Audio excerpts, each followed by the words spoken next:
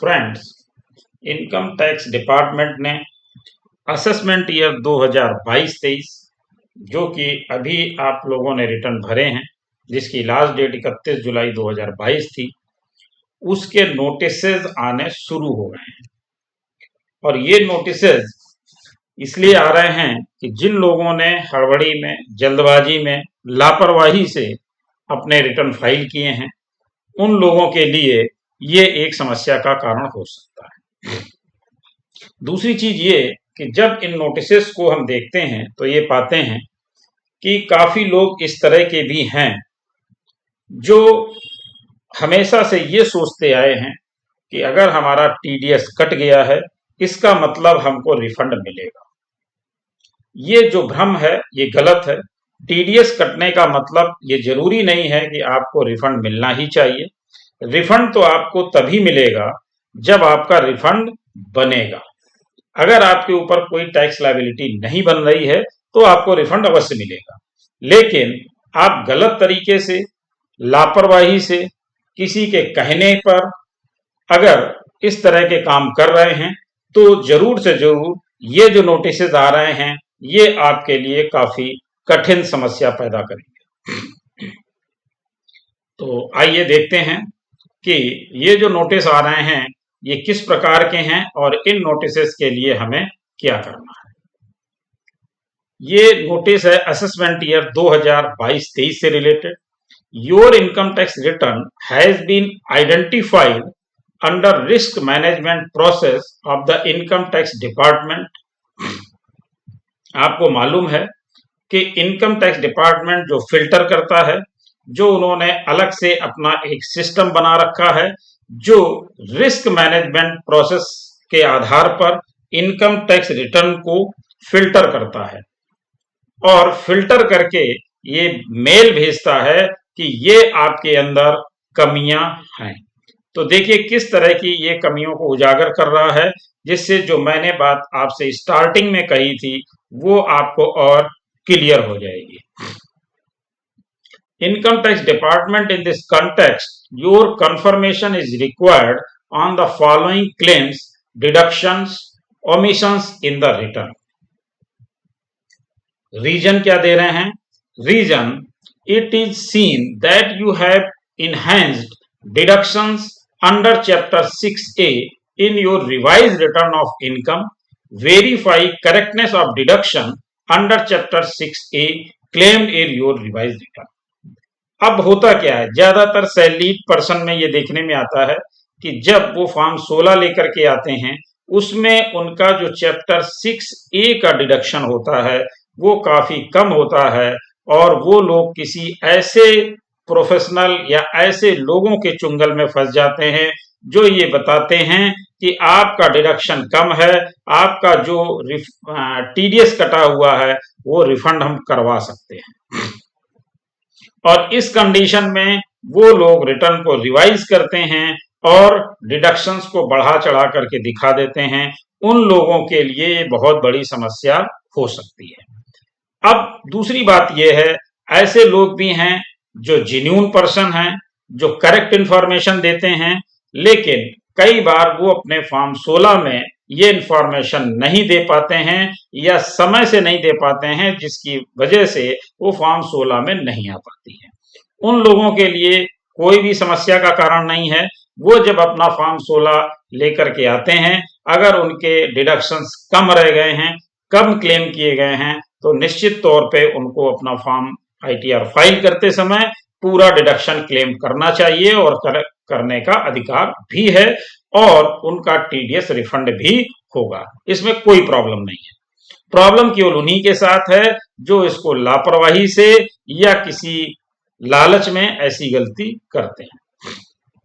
खैर, अब हम लोग बात करते हैं आगे कि ये जो कमी है इसके लिए हमें करना क्या है और जब हम रिवाइज रिटर्न करते हैं तो हमें ध्यान क्या रखना है।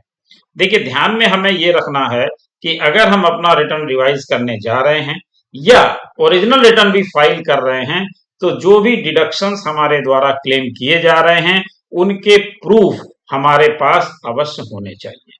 प्रोफेशनल्स को भी ये चाहिए कि जिसका भी रिटर्न्स वो फाइल कर रहे हैं उसके पूरे पेपर्स लें, प्रूफ्स को चेक करें, उसके बाद ही डिडक्शन क्लेम करें तो ज्यादा अच्छा होगा। अदरवाइज जो लोग इस तरीके के काम कर रहे हैं उनके लिए अब एक समस्या पैदा हो गई है, क्योंकि अब उनकी करेक्टनेस की जांच की जा रही है और उनसे इसका कंफर्मेशन भी मांगा जा रहा है। तो बिल्कुल से आप इस चीज पर ध्यान दें कि वही क्लेम करें जिसके डॉक्यूमेंट्स आपके पास प्रॉपर हों। अब यहां पर आगे बात करते हैं। This communication is intended to alert you on any possible incorrect claims, omissions in the above mentioned return of income. ये आपको कम्युनिकेट किया जा रहा है, ऐसी आपको जानकारी दी जा रही है और इस जानकारी का रिप्लाई मांगा जा रहा है। निश्चित तौर पर ये आपको नोटिस नहीं दिया गया है, अभी केवल करेक्टनेस की जांच की गई है और उस करेक्टनेस की जांच के बाद आपसे रिप्लाई लिया जा रहा है और अगर जरूरी हुआ तो उसके बाद आपको इसका नोटिस भी दिया जाएगा। लेकिन इसमें ये ध्यान रखें कि जब भी आप इसका रिप्लाई करें तो आपके पास उसके पूरे डॉक्यूमेंट्स यानी पूरे प्रूफ होने चाहिए। हवाई बिल्कुल भी ना करें कि जैसे अभी आपने रिटर्न फाइल किया था उसी तरीके से आप इसका रिप्लाई भी कर दें। तो मेरा सुझाव यही है कि इस तरह का कार्य ना करें। Relevant information in respect of your financial transactions is also available in the Annual Information Statement AIS under Service menu in e-filing portal. Post login, please check before submitting response in respect of this communication to ensure complete and accurate disclosure of your income.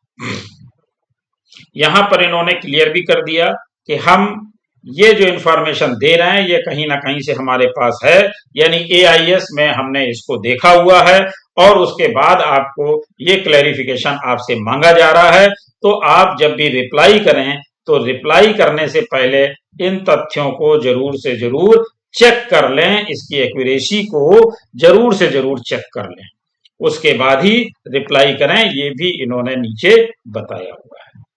अब आगे ये क्या बता रहे हैं कि इसका reply हमें कहां करना है। तो इसका रिप्लाई करने के लिए हमें करना क्या है, to submit the response please log in to e filing portal, यानी आप ई फाइलिंग पोर्टल पर जाएंगे, वहां पेंडिंग एक्शन में जाएंगे और पेंडिंग एक्शन के बाद वर्क लिस्ट में जाएंगे और वर्क लिस्ट में response for refund confirmation and select the correct option, यहां पर जा करके आप अपना रिप्लाई सबमिट कर सकते हैं। और यहां पर जो रिप्लाई के लिए ऑप्शन भी हैं वो भी मैं बता देता हूं कि कौन कौन से आपके पास ऑप्शन आ रहे हैं। पहला है the claims in my return of income are correct.